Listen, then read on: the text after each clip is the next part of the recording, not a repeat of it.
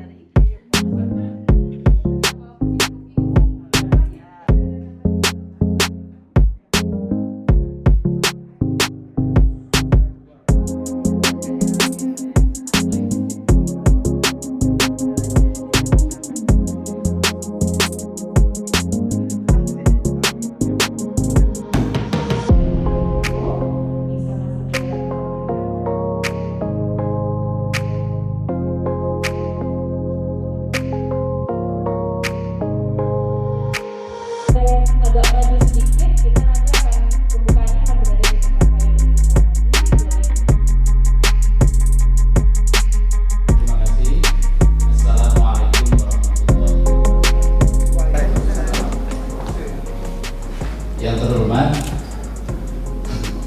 Mas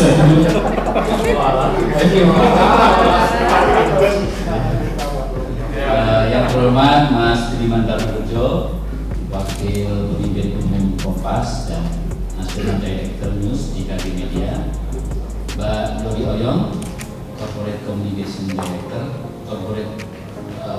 Communication Director Kompas Gramedia, yang terhormat Mas Evi, Kurator Bentara Budaya, Mas Sar, Kurator Bentara Budaya, dan semua hadirin yang sore ini meluangkan waktu untuk hadir, dan kita akan sama-sama merayakan pewalah dari Mas Danilo.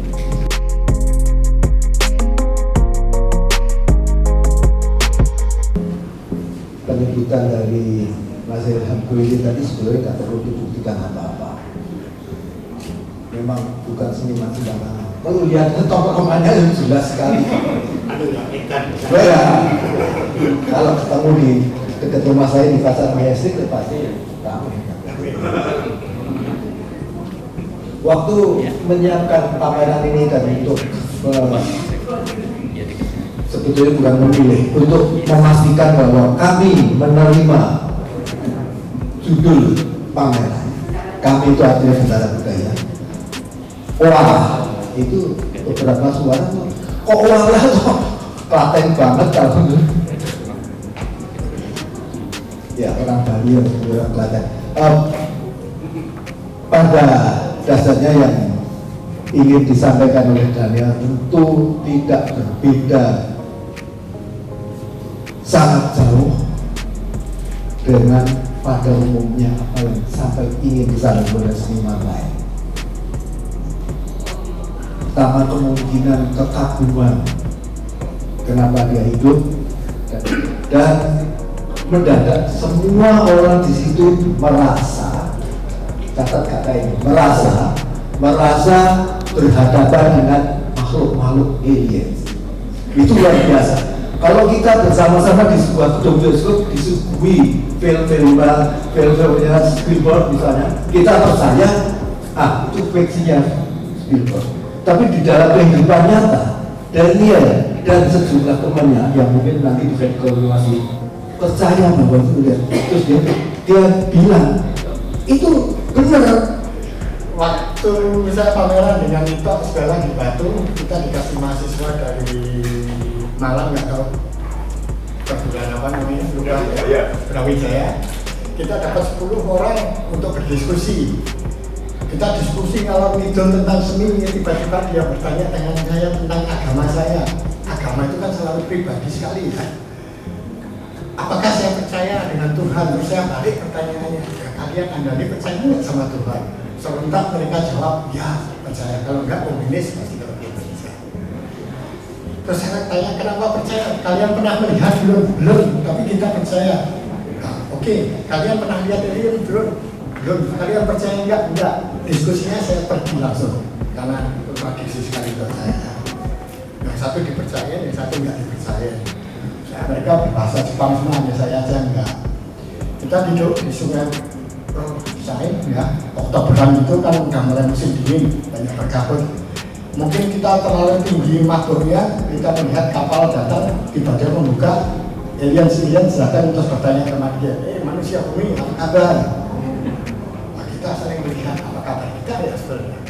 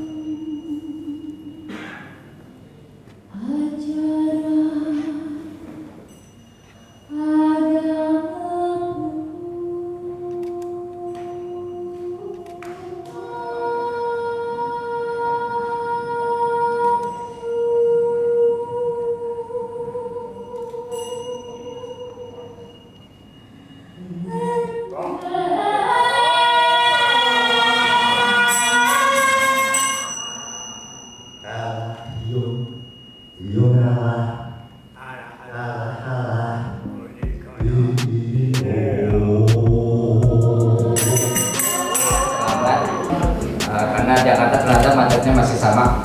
Nah, dari depan DPR tahun ke 30 menit ya. Baik, ya Mas Daniel ya, sebetulnya ada yang menarik dari yang diutarakan oleh Mas Ilham ya di Facebook. Kalau mau dianggap gila dan normal itu ya jadilah seniman gitu. Tapi sebetulnya sih sekarang nggak gitu ya, seniman-seniman sekarang tuh mungkin agak beda dengan generasinya Mas Daniel atau generasi saya. Seniman-seniman muda sekarang tuh saya rasa lebih tertib ya, lebih ya, tapi itu masa lalu di masa sekarang yang terserah senimannya. Tapi saya rasa itu yang menarik dari Mas Daniel. Dia berbeda, stylenya pun berbeda, pembawaannya pun berbeda, yang agak cukup langka sebetulnya. Karena kalau sekarang ketemu seniman-seniman lebih muda, seperti saya katakan tadi, lebih kemudian sebetulnya ada jarak ya. Kalau Mas Daniel memang kemudian karya itu mau merupakan katarsis sekaligus kemudian ya semua yang ada di dalam dirinya. Saya rasa itu yang menarik dari Mas Daniel. Terima kasih. Assalamualaikum warahmatullahi wabarakatuh. Salam sejahtera bagi kita semua. Hari ini saya bertemu dengan seniman Daniel Ko, mungkin belum sampai 1 jam, 30 menit ya, di ruang Bendara Budaya. Saya tidak mengenal Daniel Ko sebelum Ilham Koiri kemudian meminta saya untuk membuka pameran ini. Saya mencoba mencari siapa Daniel Ko itu. Saya menemukan wawancara Daniel Ko di Deutsche Welle di tahun 2018. Saya nggak tahu Bung Daniel masih ingat atau tidak ingat. Ada satu pertanyaan yang menarik dari wartawan Deutsche Welle. Pertanyaannya adalah, bagaimana Daniel mendefinisikan karya-karyanya? Ya, saya coba bacakan. Apakah Anda mendefinisikan khusus karya Anda? Itu adalah pertanyaan dari wartawan Deutsche Welle ketika Daniel berada di Jerman. Dan Daniel pada waktu mengatakan, sebetulnya idenya adalah aku ingin menciptakan duniaku sendiri. Karena aku kecewa dengan dunia yang aku tempati saat ini. Bagi saya seharusnya di dunia ini kita bisa menerima perbedaan. Mau makhluk hidupnya punya 2 tangan, 1 tangan, 7 tangan, itu seharusnya bisa diterima dengan baik. Yang penting adalah kebersamaan. 2 hal inilah sebetulnya yang bagi saya menjadi menarik dalam pameran Walah sekarang ini. Ada kebebasan. Dunia Daniel Ko adalah dunia ekspresi seni yang mencerminkan semangat kebebasan. Ya. Pilihan-pilihan kata tadi Mas Amujo katakan, ini juga ekspresi kebebasan. Dobos, asal bicara, asal jeplak, istilah baru pertama kali diciptakan dengan bugal. Itulah ekspresi-ekspresi kebebasan dari manusia. Buh, sakarepmu, itu juga ekspresi kebebasan dari manusia itu sendiri. Ini yang bagi saya menarik sekarang. Daniel melalui pameran seni rupa sekarang ini adalah menyuarakan kebebasan, menyuarakan freedom lewat karya-karya seni.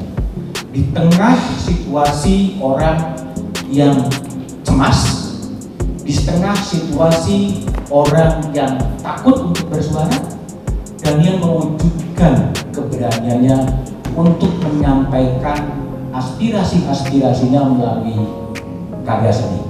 Itu ya sesuatu hal yang bagi saya penting agar Republik ini tidak menjadi Republik of Fear, Republik yang penuh dengan ketakutan. Satu poin. Poin yang kedua adalah perbedaan. Tadi yang Bung Daniel katakan dalam wawancara dengan Deutsche Welle di tahun 2018, kita harus bisa menikmati perbedaan. Perbedaan bukan harus semakin membelah masyarakat, tapi juga menimbulkan sebuah kebersamaan. 2 esensi penting inilah yang bagi saya, Mas Daniel, menjadi penting untuk menciptakan Indonesian Dream. Mimpi soal Indonesia, mimpi soal kebebasan, dan mimpi soal kebersamaan, dan mimpi-mimpi yang lain. Saya tertarik dengan pilihan-pilihan kata tadi yang Mas Amujo katakan, Bung, Dobos, Walah. Ini pilihan-pilihan kata yang mungkin sengaja itu dipilih, tetapi itu menjadi relevan dalam kondisi sekarang ketika dunia masuk kepada dunia digital, ketika dunia didikte oleh namanya algoritma Google, ketika semua narasi-narasi kemudian harus didikte dengan namanya search engine. Tapi pilihan-pilihan yang ada sekarang adalah Walah, pernah juga Dobos, pernah juga Embuh. Bagi saya, sadar atau tidak sadar, itu adalah pembebasan dari sebuah kebijakan, dari sebuah ideologi. Kalau ingin dibaca, kalau ingin didengar di YouTube harus mengikuti algoritma Google, sehingga pesan-pesan kesan itulah yang kemudian saya tangkap sebagai representasi dari Kompas dan media kepada Mas Daniel dan Mas Asmujo sebagai kurator, sehingga saya senang hari ini Bentara Budaya kembali bisa terbuka bagi publik untuk menyaksikan karya-karya Dugal, karya-karya yang menyampaikan pesan kebebasan di tengah situasi yang mungkin secara menggambarkan situasi yang bagi saya intrim, bukan tentrem.